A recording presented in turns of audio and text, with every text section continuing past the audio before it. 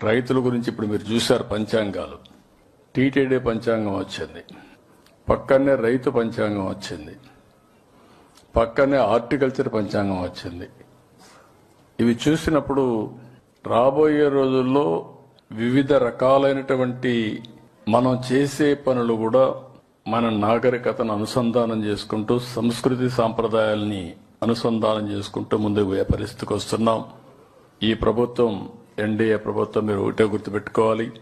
నేను గాని మిత్రుడు పవన్ కళ్యాణ్ గారు గాని బీజేపీ తరపున నరేంద్ర మోడీ గారు గాని ఈ దేశం బాగుండాలి, ఈ రాష్ట్రం బాగుండాలి, ప్రపంచంలో భారతదేశం అగ్రస్థానంలో ఉంటే, భారతీయులు అగ్రస్థానంలో ఉంటే వాళ్ళని లీడ్ చేసే శక్తి తెలుగు జాతికి ఇవ్వాలని ఈ ఉగాది సందర్భంగా సంకల్పిస్తున్నాను.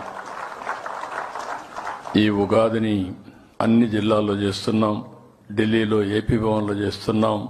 ఇంకో పక్కన చెన్నైలో పొట్టి శ్రీరాములు మెమోరియల్ ట్రస్ట్ లో కూడా అధికారికంగా ప్రకటిస్తున్నాం.